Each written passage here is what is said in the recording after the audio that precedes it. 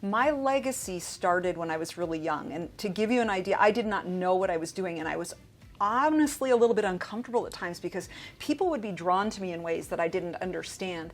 Eventually what I came to understand was it wasn't me, it was the divine energy coming through me, and I was emanating it out. And it's the divine is unconditional love, right? It's a frequency of unconditional love.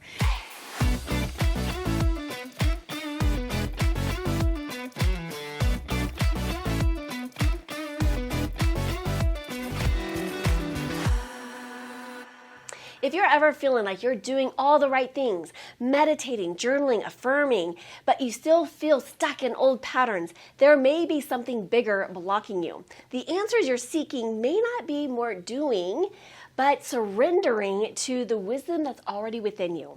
Hello and welcome to Talking with Teri TV. I am your host, Teri Karjala, and I'm so excited because on today's Business Spotlight, where we highlight bold entrepreneurs who are transforming lives, I'm honored to welcome a woman whose work is guided by the divine. Janet Bedingfield is the founder of Divine Guidance, a spiritual guide, channel, and healer who supports soul-led women in aligning with their divine nature. Welcome. Thank you so much. It's so fun to come to talk about this. I know, it's so exciting, and we've met at some other events, right? And we instantly connected. And so bring us up to speed, take us back where there was like a pivotal moment in your life where you realized that you were being called for something greater than yourself. Well, real briefly, I want to start when I was a young child. I knew my father was in the legislature in Oregon, and I was raised to be a servant leader, I guess is where it would start. But also I've always had a sense of the divine. And it was never within the parameters that were around me. It was never, even though I was raised in a Christian household. But for example, I remember being in the state capitol and my dad saying, "Hey, come with me." And he took my hand. I was 7 years old, and we walked out and we were going to find the gardener because the gardener, he didn't have a chance to get home to talk to his constituents about what was going on, and he wanted to go ask the gardener's opinion on a bill. So that's the attitude that I grew up with. So I always knew that I was searching. But then if you fast forward through a lifetime of seeking, when my sister came home from college when I was 12 or 13 years old and introduced me to Eastern religion, and from that point on, I have been a spiritual seeker and really struggled to find my niche. I knew what I believed. I knew what I was looking for. I just couldn't find home, I guess you would call it. I love it. And then, believe it or not, when I was 59 or 60, it all just clicked. And I found the law of attraction through Abraham Hicks, who I adore, I listened to on the way down. And about a year later, I had this vague calling. And by then, I was listening to law of attraction in every aspect of my life. I was surrendering. And I had this vague calling to become a healer, and it was like, I surrender this, but I don't have a clue what it is, where I'm supposed to get trained. And about two and a half years later, I was at an incredible psychic medium who is Rebecca Rosen here in Denver. Oh, yes. Yes, and the first words out of her mouth to me were, "They're telling me you're a healer," and they're so excited that they're jumping up and down. And I kind of chuckled, and I said, "Well, I was just reading a book in the car." And she says, "Was it Hands of Light?" And I said, "No." And she stopped because she didn't want to leave me. But of course, I went home that night and ordered it and was reading it within days. And all of my answers were there. About 2 months later, I went to a workshop called Hands of Light, which was an introduction. And that fall, I was enrolled at the Barbara Brennan School of Healing, and my journey began. Wow. So I would say that was maybe more general, but probably that moment with Rebecca Rosen was the moment I was really launched. I mean, there's a lot of people that will feel the nudge, but then they're not activated. Right. What gave you the courage to lean into this path? There's a long answer to that, but I would say it was life circumstances as an adult had brought me to a place of total surrender. And I think when we think of surrender, we always think of surrendering difficult situations. I'd done that. But what about surrendering to positive? What about surrendering to unconditional love? What about surrendering to adventure? What about surrendering to following your path? And that's where I love that, because that's a new perspective, because you're right. We're used to the surrendering to just the negative. Yes. Yeah. And that actually came to me in the last week with that kind of clarity. Yeah. And so I it was almost like there wasn't any choice. I'll be honest, I drove down to Santa Fe for that workshop that I went to, and on the way home I was like, that's it. But how am I going to come up with the time? I'm working full time. Yeah. I have 2 kids with grandkids. I have, it's full-time school for 4 years. And it happened. I just took, you take a baby step, you take one step, and the divine will take the other 99. And I didn't know how I was going to pay for it, didn't know I'd have the time, and it just appeared. It unfolded. Absolutely. And what's great about this is because a lot of times we think we're too old or too whatever, and we make up all these amazing excuses as to why we're not allowing ourselves just to trust this path on this, to walk this path, right? Absolutely. And so good for you. It doesn't matter. So I just want everyone to know, it doesn't matter what age or stage you're in. You can, but and what's wild, it's so wild, and you're going to appreciate this because the energy on the planet is creating, I just feel like it's creating this incredibly opening for people to step in, turn in, tune in, and tap into that information, to that awareness, to really follow our path of that divine guidance. Yes. And there's no more ignoring it, I feel like. The Aquarian age is here. Yes. It's always been in the astral plane, or it hasn't always, but for quite a while. It's here now. Not everybody's aware of it, but it's here. Just because my audience may not know what you're talking about, can you explain that just a little bit more? The Aquarian, the Aquarian energy. So the Aquarian energy comes in and it's a higher vibration, and essentially it means that the communication will change, the way that we look at the world will change, and I'm going to get to in more detail later, but essentially it's going to be clearer that we are all one. We are all of one energy. But you'll hear a lot more about telepathy, a lot more what you think of as ESP. Yeah. Yeah. It's just a different, higher vibration, higher frequency of energy, and more and more people tapping into it, and that becoming the norm. I love it. Okay. Your work is rooted in divine abidance. What does that phrase mean to you, and how has it shaped your life? I'm really glad you asked that because that was an inspired naming. I was literally filling out my LLC information, and I wasn't sure what I was going to call it, and it was channeled to me. But the reason it's so neat to me is, I've been in the Christian community. I've researched. You can't name a religion probably that I haven't looked into, and the word abidance has always fascinated me, and it's always challenged me because it means like it's compliance, right? It's actually being in. So if I'm abiding in the divine, I am aware of the divine, I am with the divine. And if the divine is abiding in me, then in Christian terms, the Holy Spirit is within me. The divine is, so it's basically being aware of your divinity at all times and being aware that you're a part of. That's challenging because we're here to live a human life, to live in a body. And we're in this third dimension. Yes, exactly. In this human, my girlfriend calls it a meat sack. Yeah, that's pretty accurate. Right? So, okay, I do think there's challenges with being in this body, and just to your point of always being in that place of awareness to our divinity. Yeah, and honestly, some people get really interested in astral travel, for example, and I've been intrigued by that, but I always come back to, it's really a privilege to be here in this human body, in this third dimension, because we're here to learn lessons that awaken us. Yeah. And so that divine abidance shouldn't even be, and I don't really like the word should, but it really shouldn't be 100% of the time. But then if you tweak it a little bit and you think of, okay, I am in my body, but when something starts to happen, I can see it from divine perspective. So if I witness and experience the physical realm from divine perspective, that is what we're after, right? But not without losing this incredibly juicy human experience.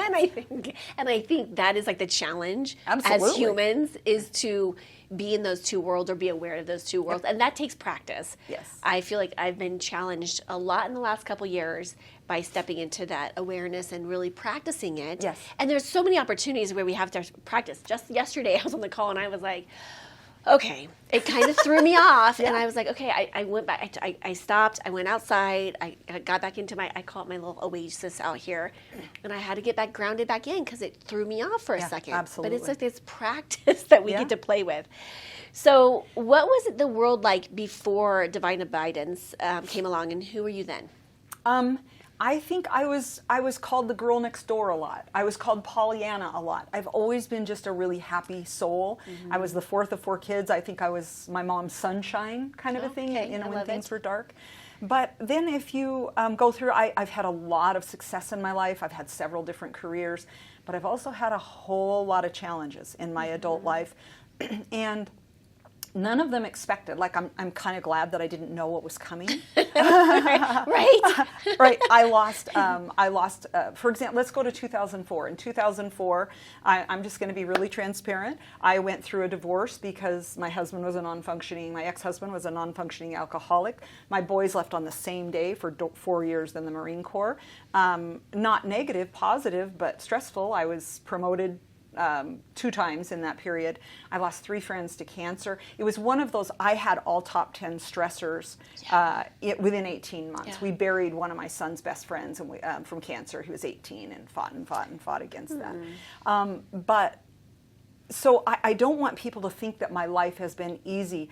But when you look at that from the divine perspective, that is what has enriched me, how I dealt with that. And I actually remember being really proud of myself because I've been a doubter. I've been a people pleaser and a doubter, and even though I was a leader. And I was really proud of myself for how I dealt with that hardship, that I did lean on my awakening. I leaned on my faith. I went that direction. I dug into that.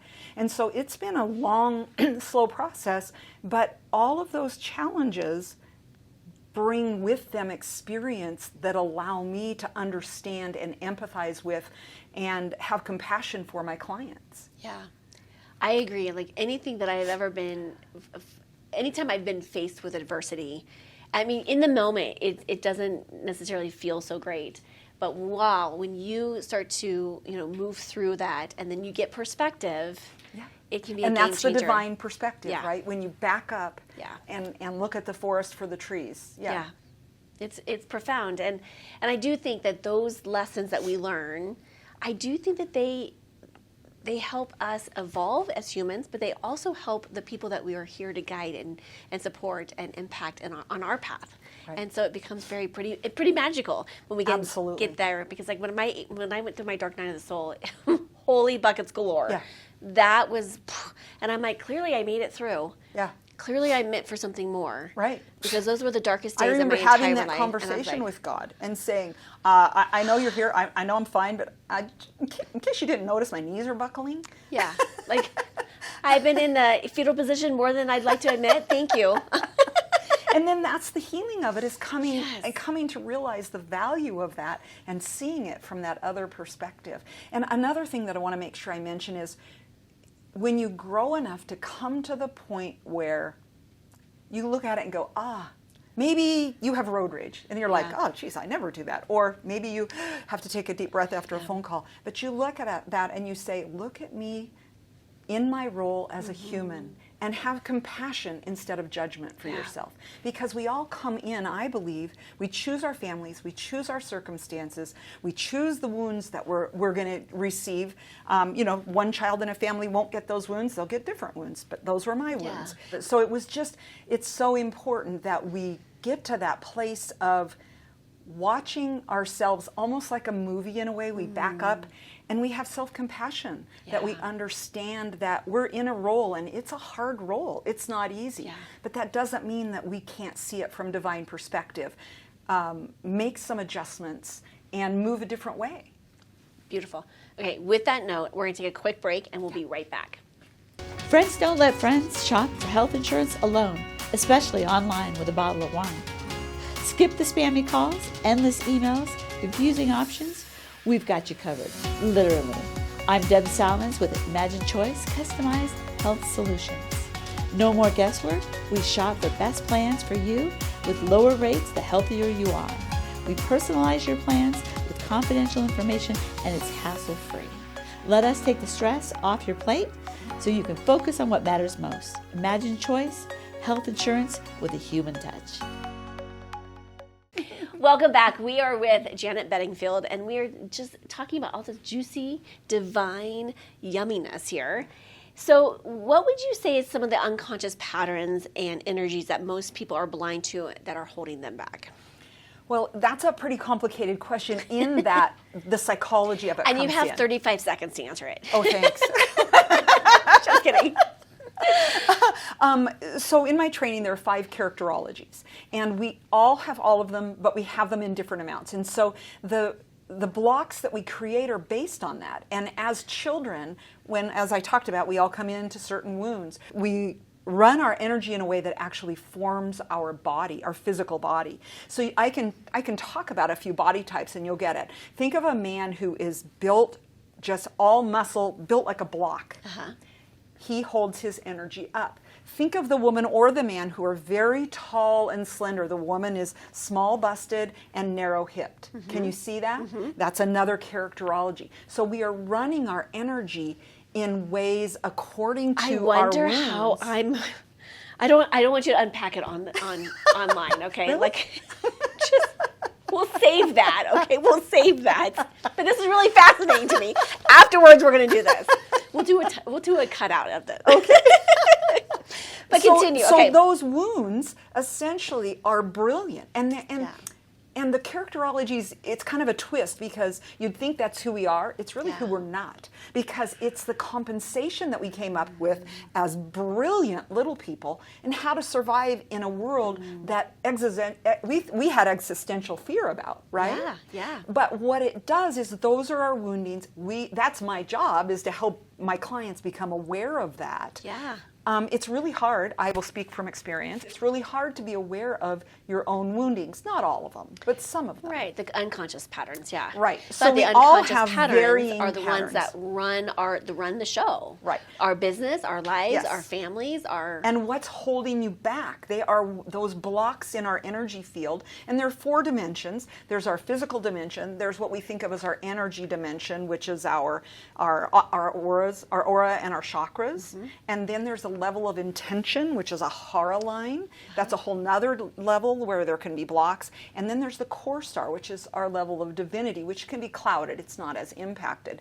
But so discovering and removing those blocks, but also with an awareness that allows us to, I don't want to say control, but have more awareness. So we're aware. So we may come across that same wound again. We're still going to be triggered. It doesn't go away. We're human.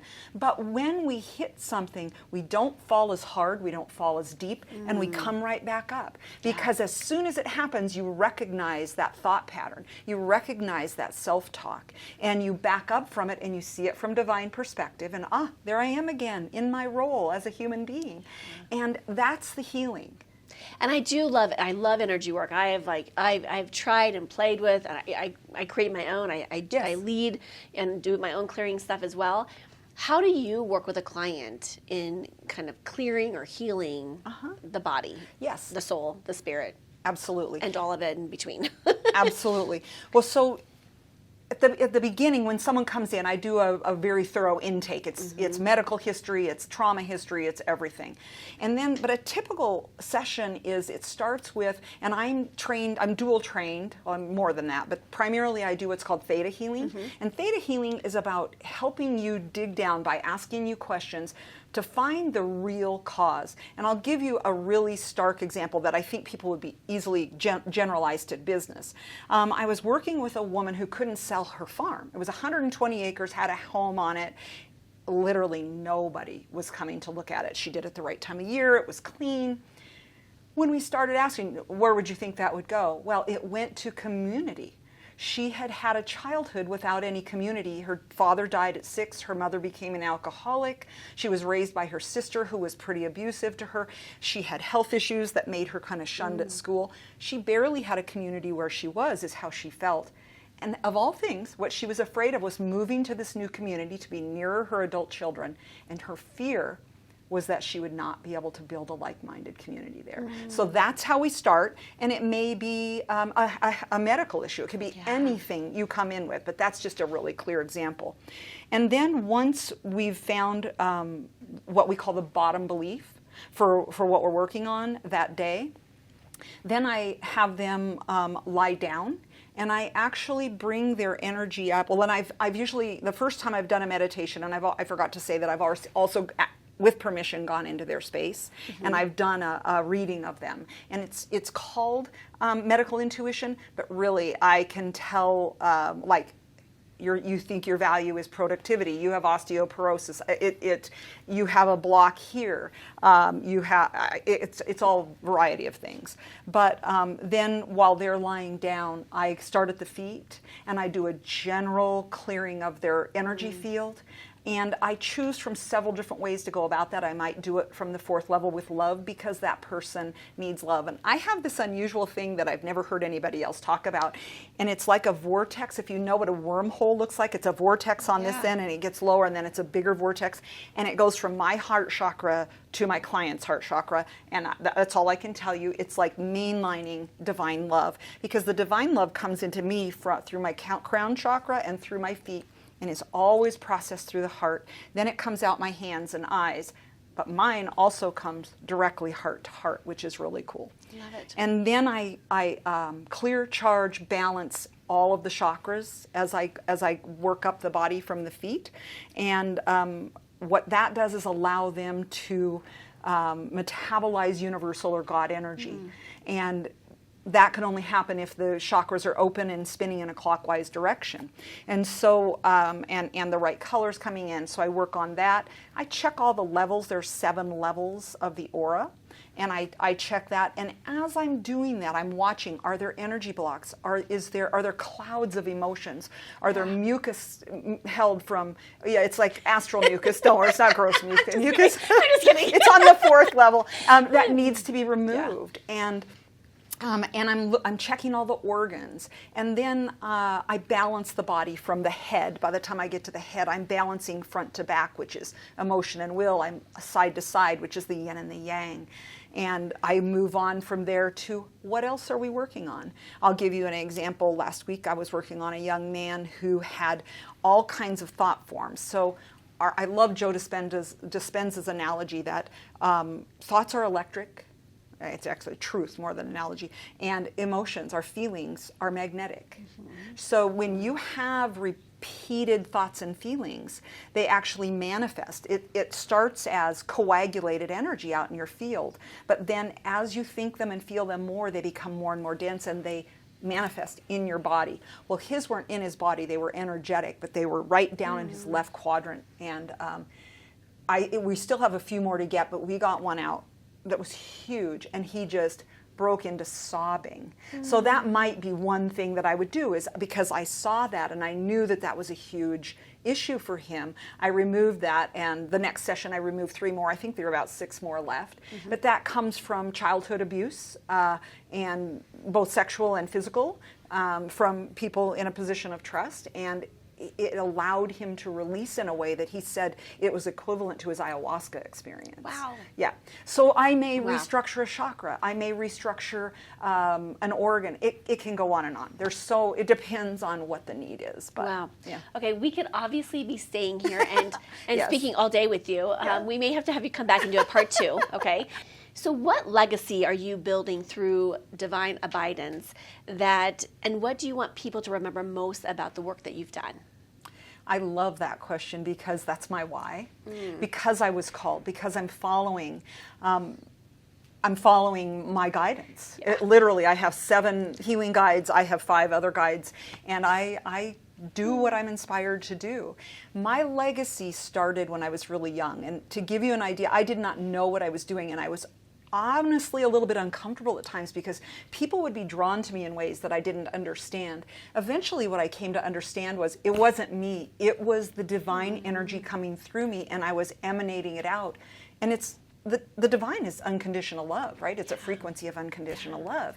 And so people would feel loved and unconditionally accepted. And so that is kind of where this healing, over my lifetime, this happened. Students that I taught 5th grade to, they wanted me to come visit about 10 years ago. And to a person, they all came up to me and said, you know, what I really got from you was what was possible. I got from you to believe in myself. And that's my legacy, even within healing. And now I'm being called to be a speaker. And the reason I'm being called is because I want to share what's possible. So what's possible in terms of health, physical, emotional, mental, spiritual health? business health. It doesn't matter. What can we unstick so that everything flows for people and so that they can awaken? Because really that's what healing is moving toward home. Yeah. And then the speaking piece is, in addition to those individual clients, how can I share with the world what's possible? Yeah. Oh, that's fantastic. And I love it. I love that you're now spreading your message and having a bigger impact in the world.